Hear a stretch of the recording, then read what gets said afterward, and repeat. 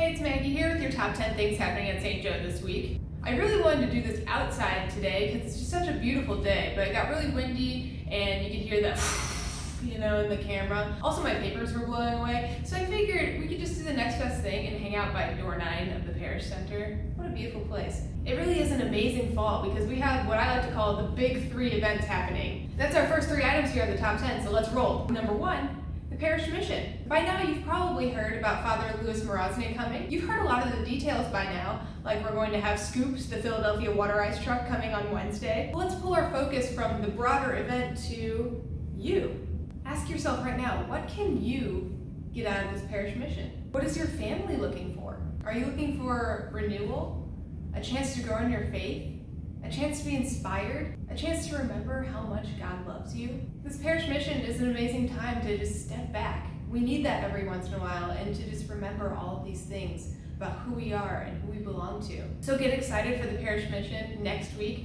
It's on the 27th through the 29th, that's Monday through Wednesday. And you can find a lot more information about it in the flock note, the bulletin, and on the parish website. Number 2, the Women's Acts Retreat. It's almost upon us. So that kicks off the day after the parish mission. And I know a lot of you out there, those of you who have been on Acts retreats, keep praying, keep thinking about people who would benefit from this Acts retreat. And I also want to let you know that signups for the Acts community to do holy hours and to help with the luncheon afterwards, those have gone out in a flock note. So let's, as a parish and an Acts community, come together to support our amazing women during their retreat. Number 3, the Sausage Supper. It's coming, October 9th.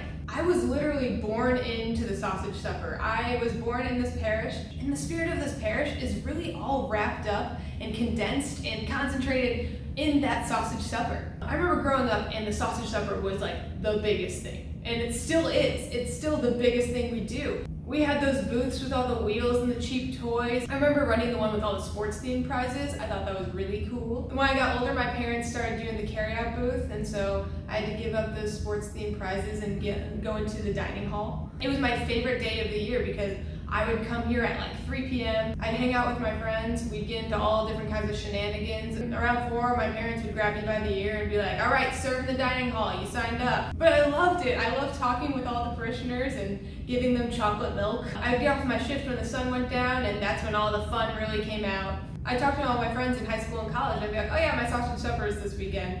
And they'd go, your what? I honestly didn't realize how, let's say, unique the name is until I was about like 16 years old. So anyway, all of that is to say that I love the sausage supper. It is something that has been part of my life for 27 years now. And it's been part of this parish's life for even more than that. So let's all use our time, our talent, our treasure to make this sausage supper an awesome one. Our volunteer signups are live on the website, and we also have dessert signups if your gifts lie in baking. Wherever your gifts lie, I can tell you from firsthand experience that it's amazing to use those gifts and make the sausage supper as magical as it's always been. If you want to know what's going on with the sausage supper this year, I have some great news for you. Number 4.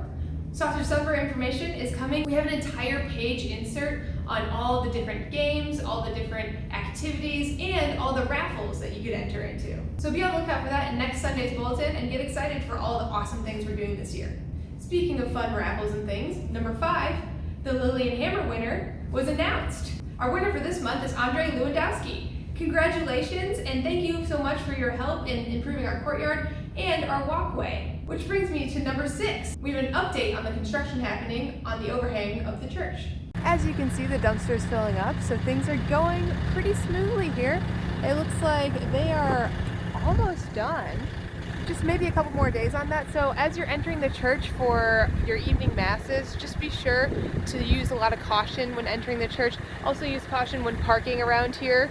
And if it does happen to still be going on Sunday, same advice there. Use caution when entering the church. Number 7, RCIA. If you or anyone you know are interested in entering the church physically and spiritually, or if you or anyone you know haven't finished your sacraments of initiation, if you feel that tug on your heart to become part of the church or to receive one of the sacraments of initiation as an adult, we ask that you call the parish office because RCIA classes are forming. Number 8, Behold Ministry.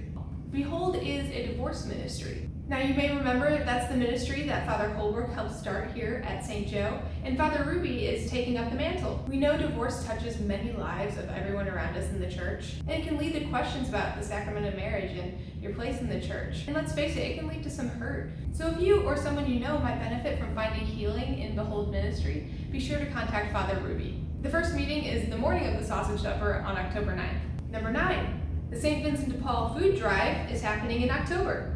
St. Vincent de Paul has food pantry and we fill it every year for an entire month. The drive starts on October 3rd and it goes all the way to the 24th. So go ahead and see the flap note in the bulletin for details on the kind of canned goods and dry goods that they need to supply their food pantry for the year.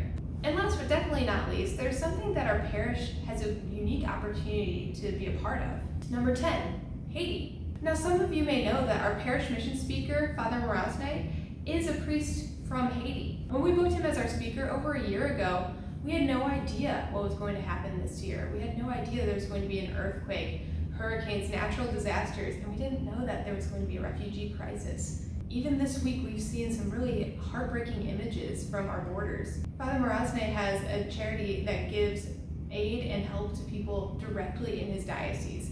So we have the awesome opportunity to be able to directly help some of those people who are suffering. There will be a We Share on the website during the parish mission, so be on the lookout for that. And there will also be a collection at the parish mission. So we ask you to be generous as God is generous in his grace to us, and also as Father Morasne is generous in his message of hope.